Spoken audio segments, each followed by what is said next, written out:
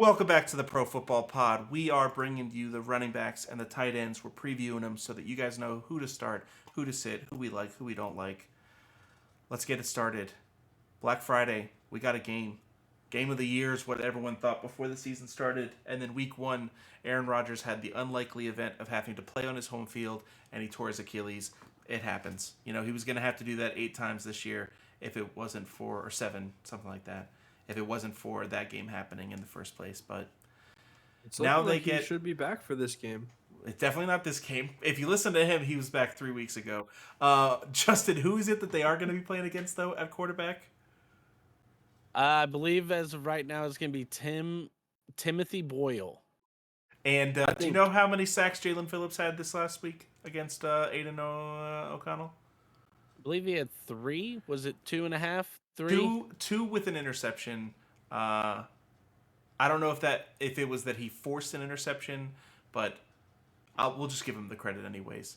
So the might as stupidest well. made ever moved was taking Mike White out of the Jets organization. I that loved was it. the saving grace for them. I loved You guys haven't used him once, We're not going and to. He's a great back. He's and developing he very would nicely. be saving the Jets' season right now. He 100%. could be potentially. They No would doubt in my 100%. mind. They would still be 9.5 point favorite to the Dolphins, even if Mike White was in, just because they don't know what to do with this Dolphins offense. Now, it's playing against the Jets defense, so I want to talk about that line right there. Are you afraid of that line, Justin? Because as a fan, I'm terrified. I want us to win, but even if it's by a half a point, that's good enough for me. Like, a win is a win in this one. Did you see what the Bills did to them? It's funny you say that because, talking with a buddy of mine who's a Jets fan earlier this week, he mentioned, hammer that line with the Dolphins. He was like, y'all are going to crush us. And I was like, I get that. Simply because with Tim Boyle, I don't expect the Jets offense to score maybe more than 6 points. We'll give them 10. Give them a little benefit of the doubt. Brees Hall may be breaking one. I mean, he got 2.3 yards a carry last week, but hey, But their anything can happen. defense, I told him, I was like, the recipe of the short week division game, the Dolphins on the road in New York, Prime a time. random Friday game, and that defense, I was like, because of that, I was like, I think the Dolphins win. I was like, but I really don't feel good about any spread. Having to play So- in MetLife, I think that we should just sit all of our starters and just like whatever happens, happens. If Mike White and the boys can get it done, then hell yeah. But if not, then like whatever. We'll take this loss. I'd rather all my guys are healthy for next week. I don't want to go the way of Aaron Rodgers. That's something that you could do if you weren't fighting for the first seed. Yeah, that's true. All we need is for Philly to win this game, and then we're looking good. We're looking real good, baby. Looking super solid, actually. Yeah. Looking like very, very solid, if we're just being honest with all parties involved. Now, talking Well- about super solid, so far this year hasn't been has been great, and then has also been kind of subpar. Austin Eckler, last week he was supposed to have the best week he's had so far this year, based off of matchup. They stopped throwing the ball to him. In my opinion, the reason I even want to talk about him is because he doesn't look like Austin Eckler. He looks like a fullback. He looks slow. He's big, and he doesn't look like he's just fast and explosive. We talked about Jalen Warren earlier this week, and I just don't see that anymore. And I was the biggest Austin Eckler lover for the last 4 or 5 years, but I think that time's gone. I think that we saw the Well, decline. For the past 2 weeks, they haven't fed him in the receiving game at all. It's been under like 3 targets. Against Detroit, he did get 7, and the week before he got 7 as well. But he's not catching very many. And this past week, it's like they gave up on him, dude. Like that's what I'm saying. I'm worried going into Baltimore. Now I think you guys might think differently, but I mean, it's hard with a first overall pick, top 3 pick, to say that you're not going to play him. But with how many weeks you've had to get by without him so far, I think you try again. If you've got a better matchup, if you've got someone that might be more of a number 1 target, even like a Ramondre Stevenson, I think I might put him in instead. That's gross. I mean, It's not ideal. just start Eckler. Eckler. You know the Chargers are going to be down. You know they're going to have to feed him in the receiving game. Montrez They coming off the have bye. to.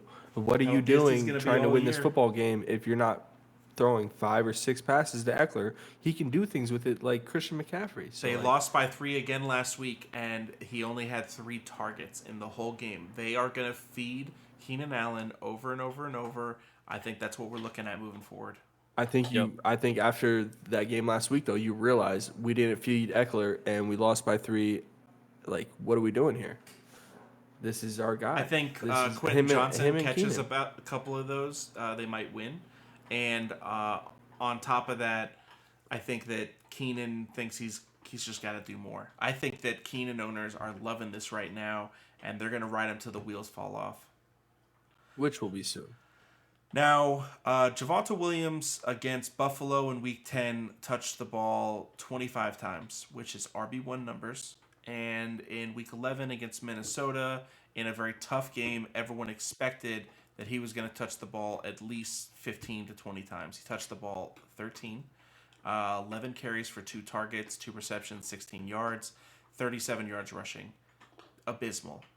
They also had 3 people touching the ball in general, 7 targets for Samaje Perine, and Jaleel McLaughlin got a couple of looks here and there.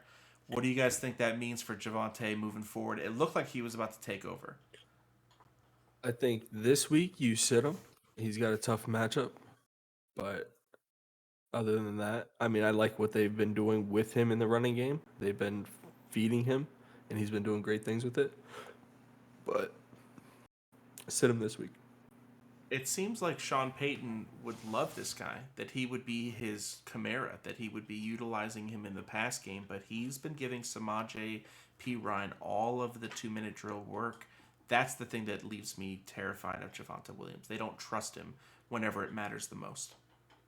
They play the Browns this week, so that's not a good matchup for him or the I mean, Broncos in general. If he gets a I mean, the 75 Broncos yard have been touchdown, barely getting by, so he'll be great. But that's, I mean, an anomaly. A little happening Jalen this Warren. year. They'll just How channel that. many running backs have you seen taken off to the house this year?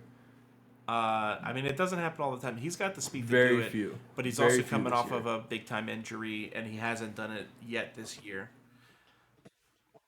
Yeah, I think as it's very- Javonte Williams owner, it was very disappointing to see Perine as the guy in the game, especially the last few drives at the end of the game there when, I understand Perine is more of their passing down running back, but I feel like Javonte's yards per carry was good enough in that game, and he was showing enough production to where, I mean, he only had 12 carries, 11 carries 11. in the entire. That's For 37 yards. I mean, Yeah. he was, and so for me, it's like he never really got the chance to get going. he needed at least 15. The week before, he had 79 on 21. I think that you're totally right. Mhm. I think you're right too, Austin. This week against Cleveland, he's a non-starter if I can help it. He also gets Detroit in Week 15. That one doesn't look great because of it being Denver. Denver isn't really a high-scoring team most weeks. They put 31 up against Chicago and 33 against Washington. But other than that, they rarely get to 20. They've gotten less than 10 a couple times, and that's just not the type of offense that you really want to bet is going to go toe to toe with Detroit. So, moving on, Kyle Pitts is owned in most leagues, so you're not really going to get to pick him up. But I just want to bring to attention that since week 5, he's had 11 targets, 6 targets, 5 targets, 5 targets, 5 targets, 5 targets. That's elite tight end production. And we all hate Arthur Smith, and Desmond Ritter's back to throwing the ball, but they just had a bye week, and we're talking about one of the most explosive tight ends. They're getting New Orleans, which is one of the best tight end matchups they've had all year. I think if you have Andrews and you miss out on one of these guys, and Kyle Pitts is available, what do you guys think though? Are you thinking that this might be a week to go for the gold? Go 5 for the targets with only gold. 3 receptions is iffy for me. I don't. That's not enough. I need like 6 out of the guy. I need like a Dalton Schultz type day. He's just not seeing it. I don't Like think he he's the should be number getting one at least 10 target. targets. I think this could be a week though. Like next week against the Jets, I'm not as interested. The Jets are going to be able to shut down a lot of what the Falcons do, but against New Orleans, the one thing that they've been letting happen is tight ends, and they've got 2 of them. Jonnu Smith could be potentially helping Kyle Pitts in this week, or it could be the other way around, and Jonnu's the guy, and we're all wrong. And that's what's hard about relying on Pitts. But he's getting the targets, dude. I love to rely on the target count. I think Yeah, this could be only 3 above. receptions though. Like that's not that much though. So let's talk points. Since week 11, 15, 14, 7, 6, 9, and 6. 6. I mean, for tight end, we've been talking about how mediocre they are. He's at least hitting baseline numbers. He's not hitting 0 points, which he hasn't done I'd all year long. I'd rather have like a Logan Thomas right now. Someone who I know is going to go out there and get fed. Look, as a Kyle Pitts owner, I will tell you, it is very underwhelming the season that he is having. But it is also, there's not many options available above him. Now, I have Jake Ferguson, Okay. and in the league that I have Kyle Pitts in is my dynasty league, and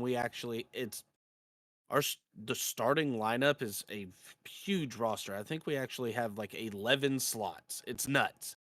So because of that, because of injuries and stuff like that, I start both Ferguson and Pitts. That's gross. It is gross, but I will say Pitts, it's not scaring me going forward because of like what Colby's saying with the target share. Jonnu Smith eating into his production. You kind of just want him to get shipped out of there, but I guess you understand the relationship with Arthur Smith, so that's just going to be there. But I mean, it's one of those to with Kyle Pitts is just athletic ability. You kind of have to, because he can turn any play into a long play. If they didn't have Jonnu Smith over there, I'd agree with you. But Yeah, having Jonnu, it's it does. tough. It does suck. And It's like frustrating.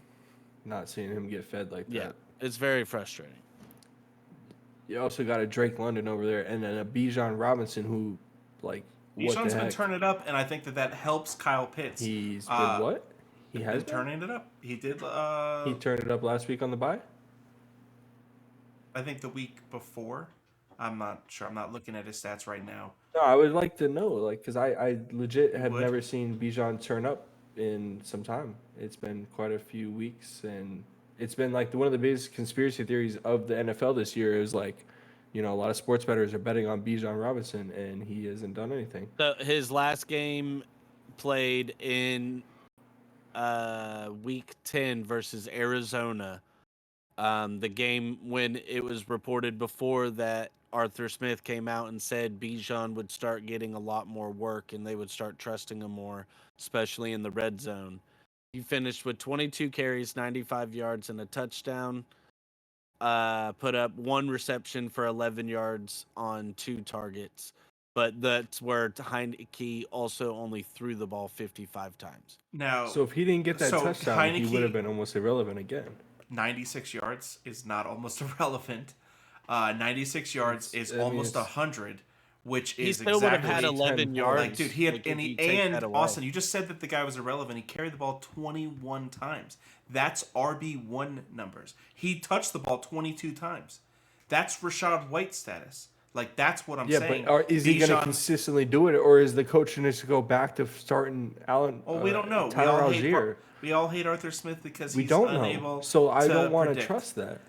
So another player that I don't know if we should really trust. Now it could be that he played Cleveland his first week back from injury, but the Muthstein touched the ball 1 time, had the ball thrown his way 1 time, and got a whole 7 yards. Now if it would have been for a touchdown, like he normally does, then we'd all be talking a different game. But he didn't get the touchdown this time. He gets Cincinnati. Pickett's the problem there. Agreed. Also, their running backs are really good, and they seem to just want to give them the ball 4 times in the red zone, which, isn't all of that bad of an idea. Now they get Cincinnati this week without Burrow. 1 o'clock game on Sunday. What do you guys think? Are you thinking Muth time? Are we? There's a lot of tight end things going on, like we said with Andrews. Are we putting Muth in coming off of IR? He'll get you 6 points, but I don't know if I want to trust Kenny Pickett. Like that's the problem. Is that offense serviceable enough to, give it to Najee, Jalen Warren, Pickens, Deontay Johnson, and then also for Muth to get anything? Yeah, like to me, he's just super touchdown dependent. So Austin, Kyle Pitts or Muth? That's tough. That is a tough one. I would probably lean the Muth because he does get a lot of red zone work. Pickett has shown that he trusts him in the end zone. David Njoku or the Muth? That's harder because of a backup quarterback, but he's been feeding Njoku, so Njoku. Njoku had like 10 targets last game at least. Trey McBride or the Muth? Trey McBride. That man's been on a tear lately. Absolutely. Well, if you guys play in the league... waiting for another move. Like I was just sitting here waiting on it.